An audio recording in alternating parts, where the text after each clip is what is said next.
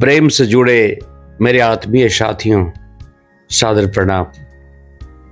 आज मैं जिस दोहे को लेकर आपके समक्ष उपस्थित हूं, वह केवल दो पंक्तियां नहीं है, वह एक अनुभव है, एक भाव है, एक चेतना की लहर है जो आत्मा को भीतर तक भिगो देती है।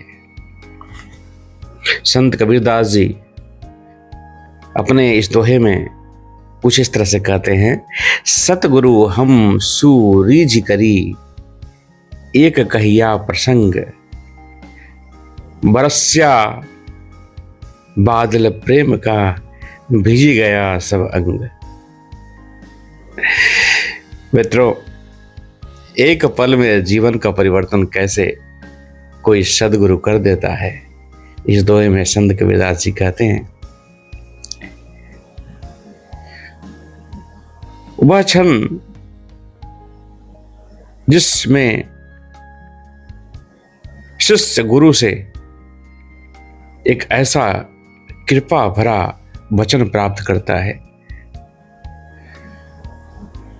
जो उसके जीवन को परिवर्तित कर देता है।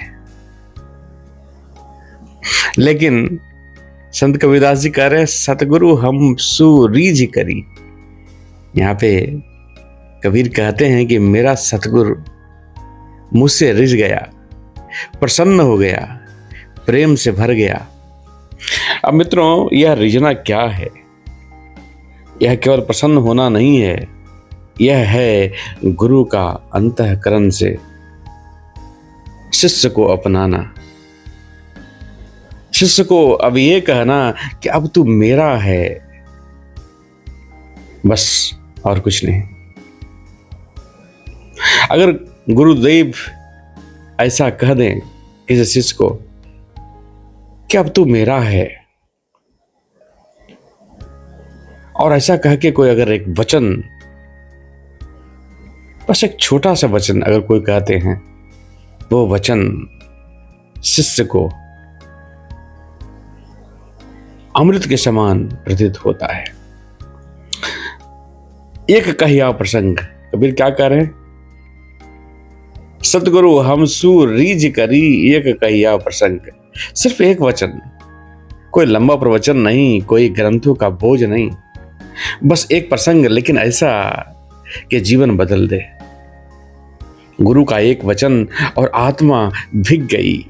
जैसे श्री राम को निषाद राज से मिलते ही उन्होंने कहा, मित्र पदु मानयो, तुम्हें प्रति अधिक गाढ़ी।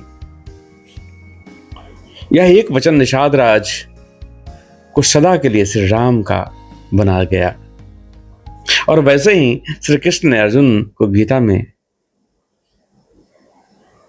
18 अध्याय सुनाने के बाद कोई ऐसा वचन नहीं कहा जिससे वो उठ खड़े हुए, बल्कि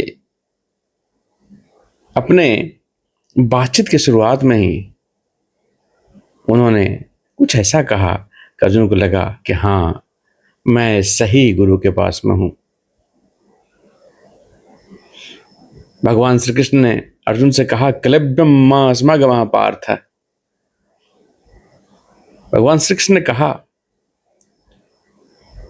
ये अपरुषत्व को त्याग दो और जो हृदय में दुर्बलता आ गई है उसको त्याग कर उठो, खड़े हो जाओ और युद्ध करो। उन्होंने शुरुआत में ही कहा, और यह वचन वैसा था कि अर्जुन फिर भगवान श्री कृष्ण को सुनते गए, उनके ज्ञान भरी, प्रेम भरी बातों को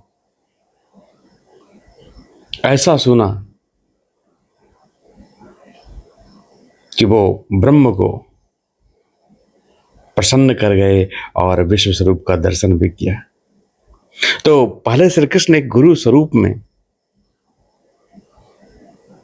अर्जुन को कुछ समझाते हैं, लेकिन अर्जुन की पात्रता ऐसी थी, इतना प्रेम से सुनते थे, इतना आत्मसमर्पण था श्री कृष्ण के चरणों में, जिनको वो गुरु मानते थे, इसलिए संभव हो सका कि वो ब्रह्म स्वरूप का दर्शन कर सके। तो मित्रों, हम अपने भीतर यह रिक्तता बनाए, वह पात्रता जगाएं जिस पर गुरु रिझे और प्रेम की वह अमृत वर्षा हो जिससे तन नहीं आत्मा भीग जाए। यही इस दोहे का मर्म है। बरसया बादल प्रेम का भीजे गया सब अंग। मित्रों, यही कहूंगा कि गुरु का एक प्रसंग, गुरु का एक वचन, गुरु की एक कृपा दृष्टि जीवन की दिशा बदल सकती है।